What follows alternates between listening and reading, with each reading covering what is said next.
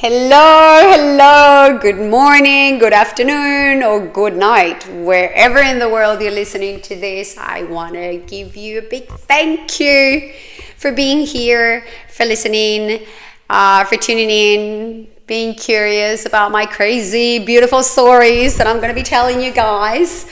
So I want to start with introducing myself. My name is Rosalinda Virgin. Yep. Virgin, you heard it right. I was born in Australia, I was raised in Colombia, and I lived in Spain for about 10 years. So about 8 cities in my whole life, which has allowed me to have a lot of different understanding in different cultures and kind of being able to get myself out of that little box that sometimes society puts us in. So I want to start with telling you a little bit about me. I'm going to be talking about my life story for a few episodes. I'm going to be putting them into episodes because yes, I do have a lot to say and I've gone through a lot, good and bad, or whatever you want to call it, because I don't think there's good and bad. It's just experiences, and I want to be sharing it with you guys, and hopefully, I don't know, a story can resonate, or maybe you can just have fun listening to my crazy stuff. Okay, so as I said, I want to give you a little bit of a background. So my mom's side of the family, my mom's Colombian, my grandma is from Ecuador, my great-grandparents, I think they were from Ecuador too, but my great-grandfather from my mom's side, they were French. That's where the Egred comes from. Stay with that name because I'm going to tell you a little bit about that in a minute. And my dad's side of the family, they are full Australians. Back few generations, my great-grandfather was actually Aboriginal. And my grandma, I think it was, she was English or Irish, something like that. I've got it in my DNA, which is a whole bunch of stuff in there. But anyways, I give you that background because later on I want to talk about what generational trauma is and how it actually affects you, yeah? And marks kind of who you are. But for right now, I'm just going to stick to my mom, my dad, and myself. So my mom and my dad met in the circus. I'm going to tell you a little bit about how they met and why they met, because my mom's side of the family, I think 3 generations from myself, they were actually circus performers, and they opened up this beautiful circus called the Circus Egred, which I'll tell you all about it in another episode because that's a long one too to talk about. But right now, so my mom, she has a beautiful story too, which I'm going to get into details later on. But so what she mainly did when she actually did do her performance, she used to hang herself from her teeth. Yep, you heard it right, from her teeth. And I'm going to show you a video so you can have a look, because I'm fortunate enough to have a lot of information and actually can show it and prove it and whatnot. So yeah, this is my mom. When I was 3 years old, I started working on elephants. Yes. How were they able to grip that in their mouth and go up there with you? It must have been incredible. The other thing you were doing, and this is unbelievable. What's the globe of death? Yeah, well, my brother, he does the globe of death, and I used to stand in the middle. You stood in the middle. Motorbikes around me. 2 motorbikes in what looks like a fishnet. Yes. And Very small. yes, and you stand there while these motorbikes zoom up and around and over. I used to. I'm not doing it now. I'm just doing this act. No, you left your brother's act, Yes. and you've joined. Actually, Rick is your fiance. You're getting married in December, which is nice. So you're going to be. Are you into trampolining now because of Rick? Yes. So you're going to go up and down together and have a wonderful time. Chabella, thank you for coming in, and we'll leave you now if you would like to finish off for us with something. And round of applause. And she is hoisted above once again, supported by her teeth.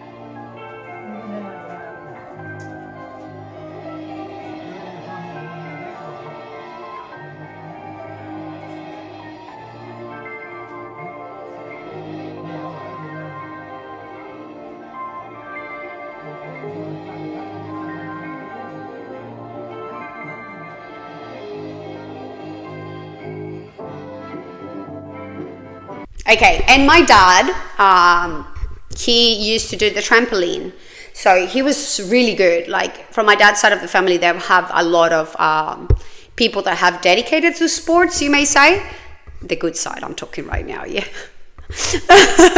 My dad used to do somersaults. He was that good that he was actually in the World Guinness Records. I've got a video as well that I'm going to show you. Each series of somersaults needs to be executed about 8 meters or 26 feet above the trampoline mat. Just for the record, he flies out of each maneuver at a speed of over 50 miles or 80 kilometers an hour. Mistakes are out of the question.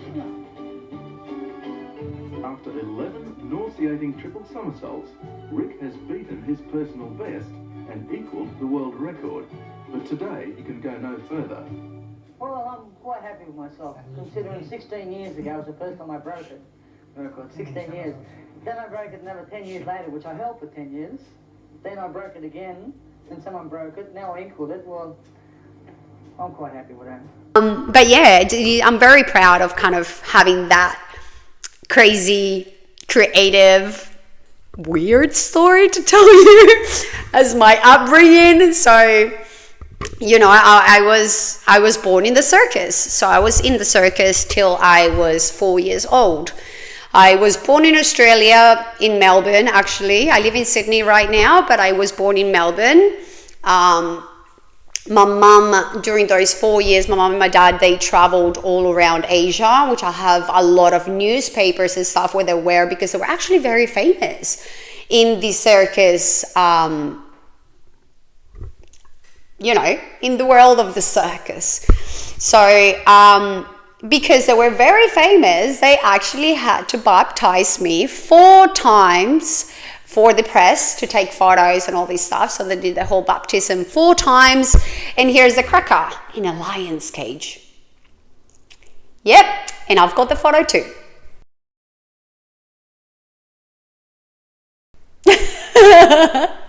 Four times in a lion's cage. My mum always laughs and makes this story, you know, and she tells everyone about it. She's like, oh, my daughter got baptized 4 times in a lion's cage. And I've never seen a priest give a baptism so freaking fast. Because, you know, he's like baptizing me and there's a lion right behind me. It's like, what the hell? But anyways, that was the start of me, of Rosalinda. And I don't tell you my whole name because I've got like 4 more names in there. I'm just going to go with Rosalinda Virgin because it's going to be easier. And yeah, but we'll talk about what it means because it's very simple. Like it has a symbolism of why they actually put all the names that I have. Yeah. But anyways, so I was born in this whole, you know, spotlight and lights and this and that. And we lived, I think my mom said it was Malaysia, Indonesia, Thailand, and I don't know if it was Germany. I still can't really, I have to verify it with her again, but I just know there was a bunch of places. So I'm not even including the cities that I've lived that I'm not conscious about. I say 8 because that's what, you know, since I grew up, like yeah. Like kind of when I was 16, let's say, because when I was 16, I started kind of going here and there. But I'll tell you all about that. I just want to kind of focus on right now my first years of life. So again, I wanted to say this just because I think it's really not conventional at all. Like who gets baptized in a lion's cage? But anyways, what I wanted to say with all this was, being in the circus and kind of having that unconventional kind of thing, my background with my family side, like I've had a lot of childhood trauma. Like I remember, well, I don't remember obviously, and my mom can't really talk about much of this because she went through herself with all that really traumatic experience because my beautiful dad, which I don't talk to anymore, and I'll get into that in another episode as well. He was really aggressive. He was a really bad alcoholic, really aggressive alcoholic.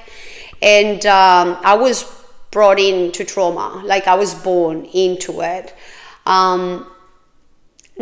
recently I learned what CPTSD was, which is childhood really big trauma, like, you know, post-traumatic, whatever. I don't really get into all this stuff because I don't really kind of, like, whatever humans say and they diagnose me with, I've never paid attention to, which I will get into that in other episode about things that I've healed myself from because I didn't believe the system at all. Even with medications, with everything, because nobody knew what to do with me because I had so much trauma. And when I say trauma, it's not what happened, it was what my brain did with the things that happened to me. So again, I'm just going to start from the start. That's the only kind of thing that I can say, and tell you a little bit about what my upbringing was within those first 4 years of my life. My mom couldn't have kids. They were trying, but she was with my dad for about 10 years. They were trying to have a kid for a very long time, and they told her, like, look, you can't have a kid, like, it's impossible for you to have kids. And then out of nowhere, I appeared. It's like, oh, you're pregnant. And they thought I was actually a boy. They were going to call me Jimmy Jorel, virgin. I'm so glad I wasn't a boy. Like, seriously. But anyways, my dad was really aggressive, and he didn't really like fat women. As you saw the video of my mom was very beautiful. She had a beautiful body. And when I came to show, everything kind of got screwed. My mom kept jumping because she was used to do this show with my dad in the trampoline. So she used to jump in the trampoline when she was pregnant with me. And she had, oh shit, how do you say this in English? Previous placenta? I don't know. I'm going to figure it out. I'm going to try to put it here so I don't have to stop talking, but I would, that's what it's called.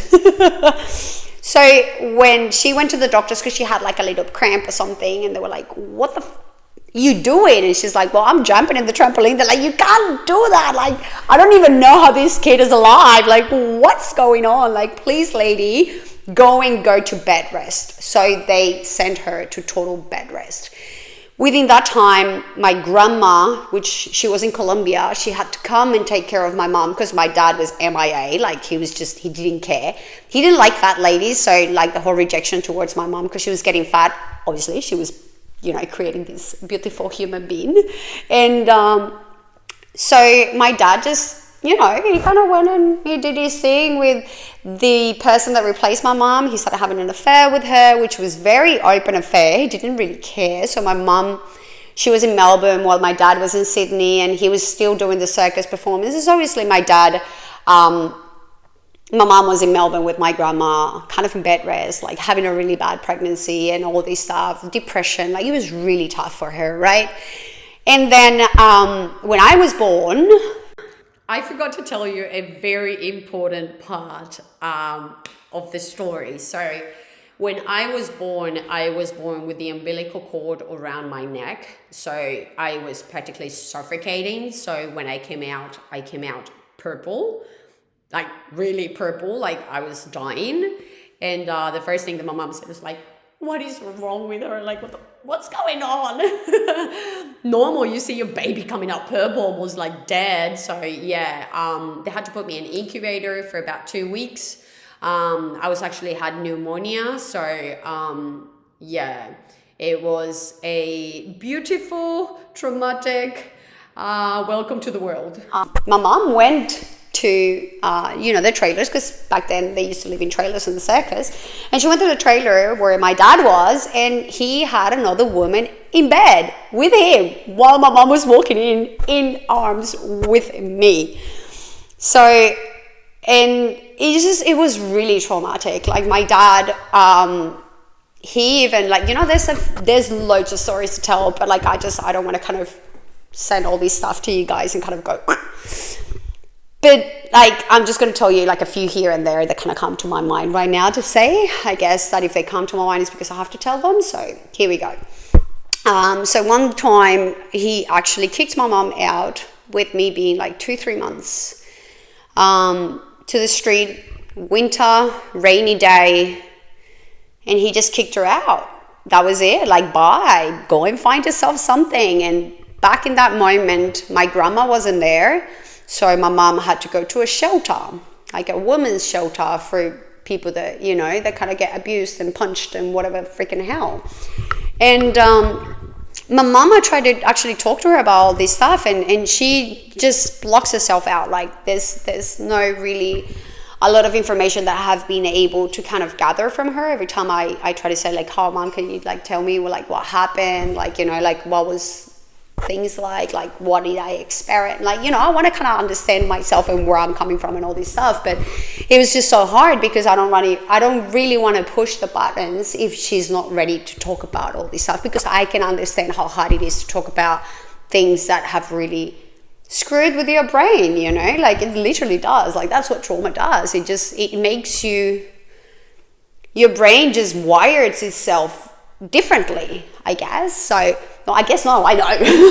I've experimented it. So, you know, and like another time, for example, my mum was driving one of my dad's, we call it here ute, but it's like a truck. So, she hates automatic cars. Something happened to it, and she was kind of sliding back with me in the car. Like, she's driving, she's out, my dad's outside of the car, and he kind of went all the way back, and there was like how do you say that in English? Precipicio, like, you know, like a hill, and then you go down and you die. Like, that's it. Luckily, we didn't go over that, because we would have killed ourselves, but she managed to turn the car and hit a tree. My dad came, opened the door, pulled her out of her hair, freaking went crazy because she damaged and crashed the car, obviously, towards the tree to not go overboard and die. He didn't even look for me. He didn't care. So, you know, my mum's going for these 4 first years of my life, and she just thought, you know, like, now I have a kid, like, now I have to live. And she was alone. She was alone in a country that she had lived for a long time, but at the same time, she didn't have a family. She didn't have support. She didn't have anything. And when you're with a big narcissist, crazy human being like my dad, they seclude you. You have nobody. That's it. Like, that's how they gain control. They seclude you. They separate you from anything or anyone that could actually save you. So she went into this competition. Well, as well, you have to bear in mind, I was the only thing that she had. So even though she doesn't say it to me, I can assume that every time that something happened to my dad, she would cry with me in arms. She was feeding me. She would say that I even rejected her breast milk. So she had like, you know, when you get mastitis, your boob kind of gets like fucked up because the kid's not getting milk. So she had a lot of pain. Like, it was really bad for her. So obviously, I was her crying baby. I was like, okay, so I'm crying, and I'm getting all this trauma and all this stuff, not only from my mom because of what was happening with my dad, but as well of that rejection and that whole thing with my dad towards me as well. Because, you know, like I don't really remember anything from him when I was young. Up to 4 years old, the only memory I had with him was jumping on the trampoline in this park. That's the only thing that I kind of remembered. The only thing that was always stuck in my head was one time that he walked in and my mom and me were asleep in the same bed, and she was like, Rosa, fall asleep, like pretend to fall asleep, and like put up blankets on top of us and like pretend to go to sleep. And he would come into the room and grab my mom by the hair, like drag her. So I remember just that scene and kind of looking for a little crack of a door and seeing like a fish tank.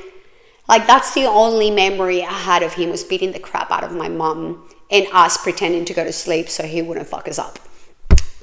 With all this being said, and with me saying it like this, I've worked through a lot. Like, I've gone for the last 10 years in a massive healing journey, like a massive, like you're going to be listening to step by step, because I'm going to be kind of talking about life in the different stages of my life. I'm 37 now, but really I've been going through it until like not long ago. Like now I can talk about it, and I can talk about it like this because obviously I want to show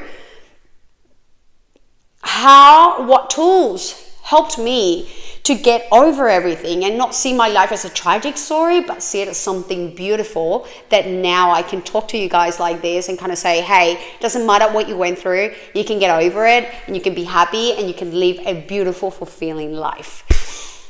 Okay, so I'm gonna cut this story with what was a big change for me, which was going back to Colombia when I was 4.5, almost 5 years old.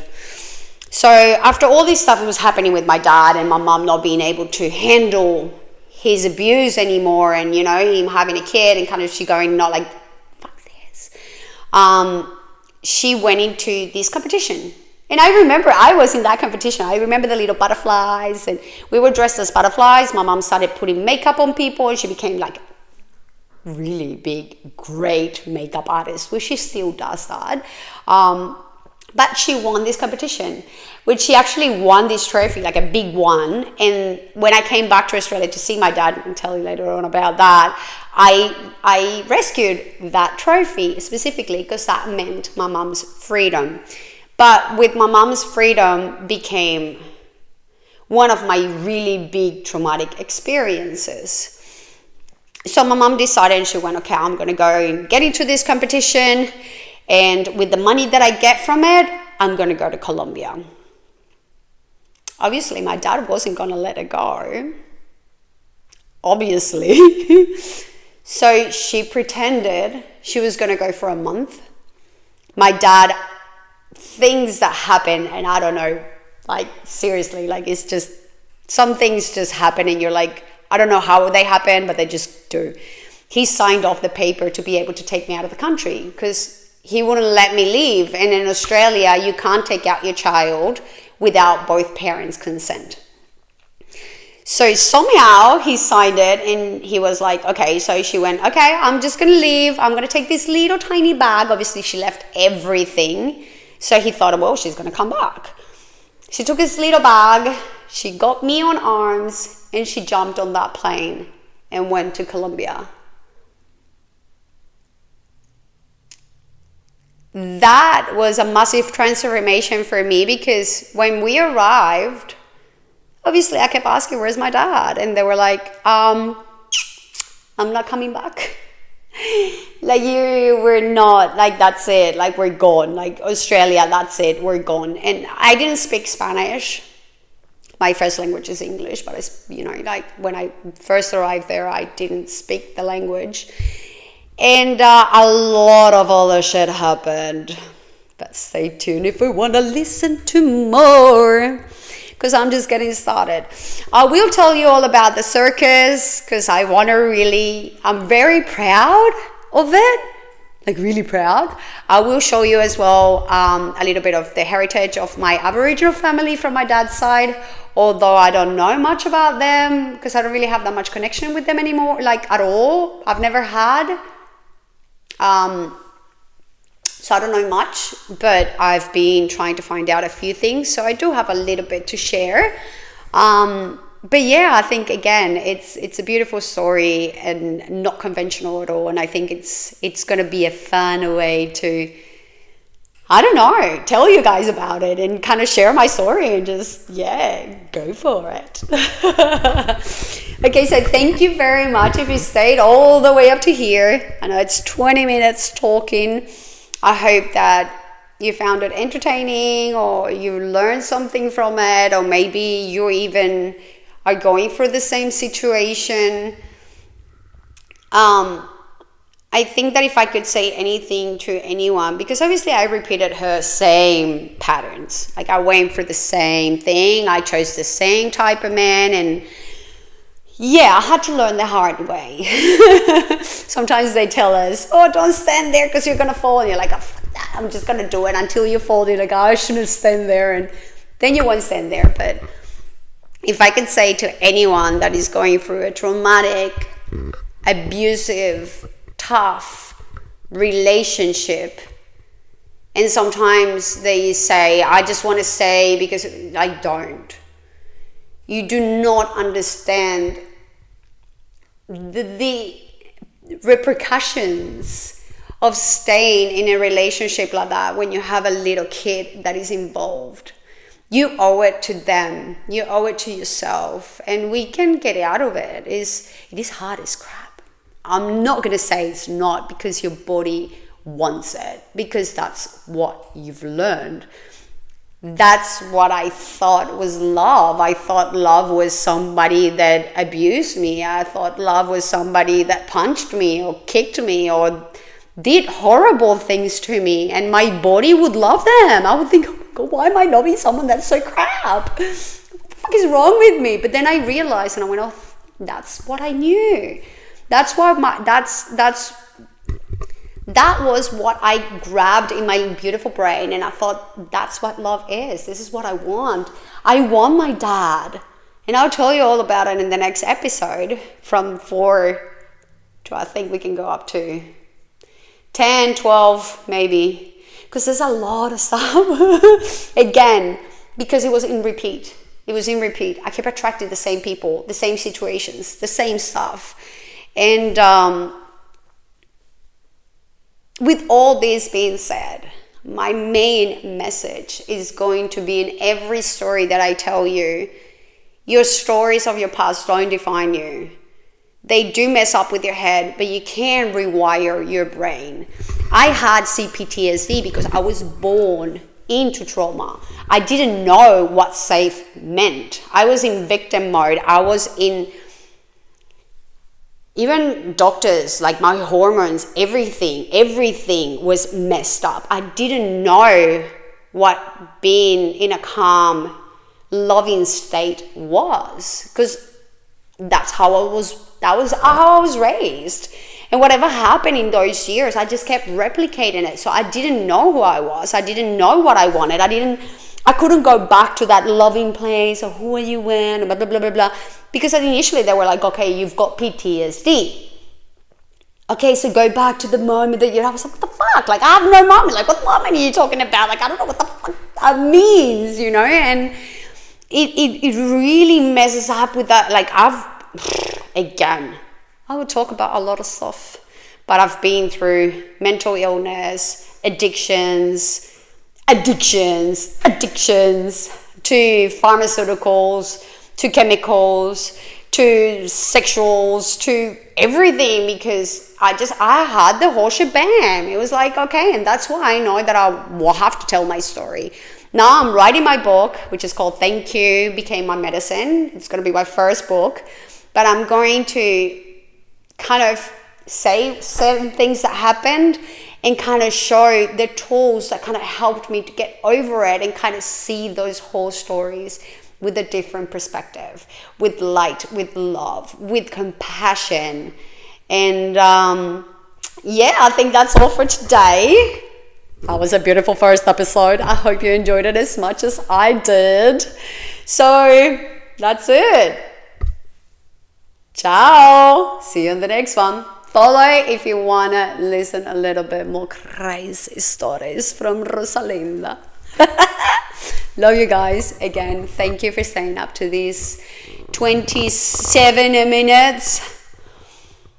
I really, really appreciate you staying here. If you feel that anyone can benefit from this, please share.